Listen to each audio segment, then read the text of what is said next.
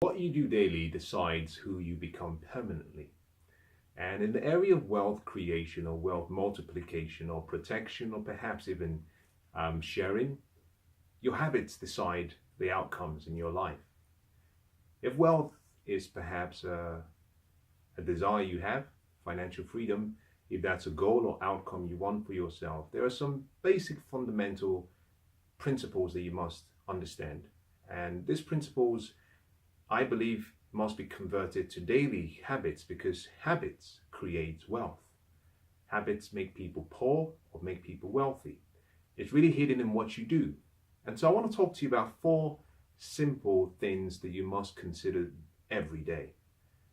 If you do this every day consistently, what you will find is that you will start to change a lot of your conditioning and a lot of your paradigms and some of the habits you have. And slowly with time, you'll be able to alter and start creating true wealth in your life. Now, the first thing you must do is learn. So I say the first and the most important part of the whole daily challenge for you is to invest a portion of your day, a portion of your time in continuous learning. Now, I believe that this should be between 5 and 10% of your time every day for learning. This means that you must invest in your mind. Read a book, listen to an audiobook, listen to an audio program, listen to a webinar. But every day you must diligently and intentionally find ways to invest in your mind. Now think about this. You wouldn't consider going a whole day without eating, except you were perhaps doing it for specific reasons, perhaps your religious acts, or perhaps you're doing it for a charitable cause, but for good cause. But you wouldn't consider going a whole day without eating. And the reason is simply because if you don't nourish the body, if you don't feed the body can't function properly. Now I want you to think about how many times you feed your mind every day. Now, if you were to look back at the last, say, 12 months, what you might come to the conclusion is that your mind is malnourished because you haven't fed it enough. Now, most people are feeding their minds with junk food, sensational stuff and news and media and everything that is not really beneficial and helping them create the future they want. And so the first thing you have to decide to do every day is become intentional. Now, 5 to 10% of your time every day is equivalent to between 1.5 and 2.5 hours daily. Now, I don't want you to fall off your chair smiling or laughing because you might be thinking that's too much. Well, let's compare this again to what the average person spends every day watching TV, social media, tweeting, Netflix. We spend between 4 and 6 hours. The average family, the average individual spends between 4 and 6 hours doing things that are mindless. So to suggest between 1.5 and 2.5 hours of your time invested in some part of you that creates everything that you have, I don't think that that's such a bad idea. Now think about this. There are 24 hours in a day. So if you were to put in 10% of that, say 2.5 hours, I wouldn't consider that to be too much. A farmer, even after the farmer has harvested and collects all of his produce, he doesn't eat everything. A farmer understands that part of what they harvest must become a seed. That seed must be put back in the ground so that you can grow more. Now, in the same way, every 24 hours you get is a harvest. You must take a portion of it and convert it back into a seed and reinvest. That is the way you grow.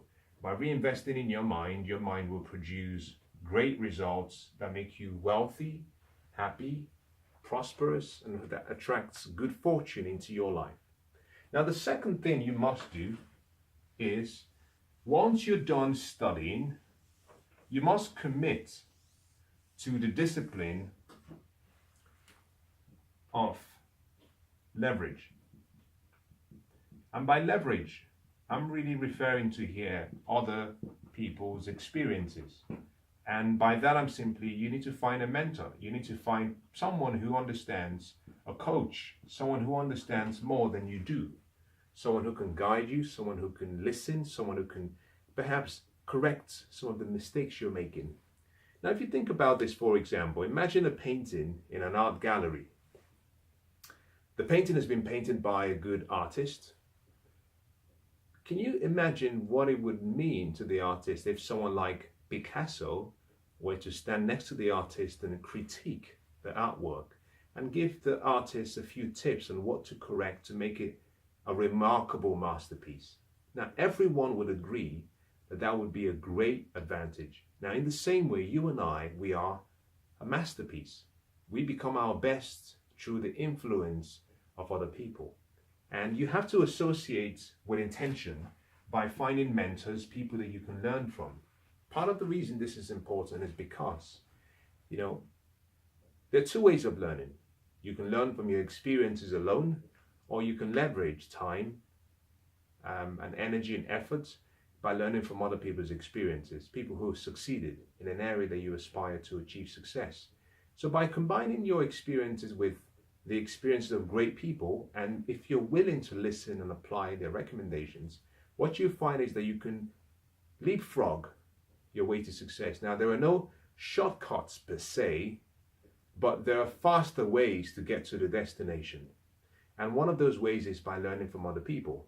So find a mentor, find a coach, someone that you can meet maybe once a month, once every 3 months, or someone that can give you directions.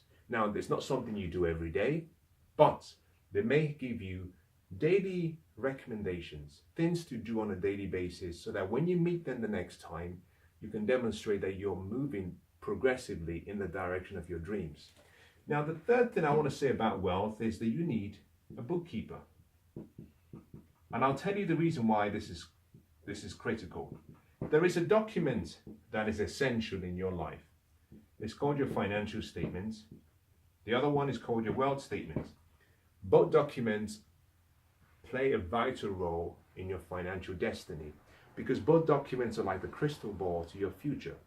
Now, a lot of the information that needs to go into the financial statement is quite administrative. If you want to create wealth, then one of the things you have to do is stay away from doing what we call minimum wage activities. You have to learn to delegate. So for the cost of about £10 per hour or £15 per hour, you can get a really good bookkeeper that can spend 1 hour every month or 2 hours every month, and they can maintain a really good record of your financial statement so that you can just sit down and analyze and see whether your habits are leading you down towards poverty or towards wealth. You need a financial statement, and everyone who is wealthy and financially intelligent spends every month sitting down and just reviewing where they are financially. You must do this. It's an absolute requirement. If you choose not to do it, it's really up to you. But you must discipline yourself whereby you sit down every month and say, well, what does the scoreboard?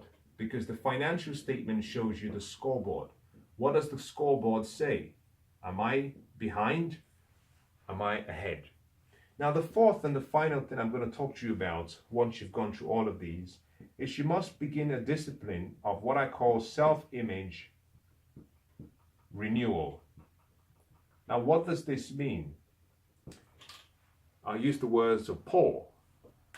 Paul said, be not conformed to this world, or do not conform to this world, I should say, but be ye transformed by the renewal of your mind. And that simply means you have to continue to remind and refresh the picture you have of yourself, the images you have about your goals and dreams. Continue to renew those in your mind on a daily basis. Continue to refresh yourself, because the more you look at your goals and your dreams and you imagine yourself achieving it with expectation, the more you draw inspiration, the more you draw motivation, the more you draw courage, the more you have focus. So you must every day renew your self-image. And if your self-image is not one that has wealth, recreate it. You can recreate your self-image. And you do that every day by feeding that image and nourishing that image and making sure that is something beautiful and something lovely. Now, these 4 activities, if you do them consistently, if you do them regularly, what you find is that the trajectory of your financial future will slowly start to change. you find that you suddenly start moving in the direction of a more positive but also more empowering future. Now, I hope that these have been useful.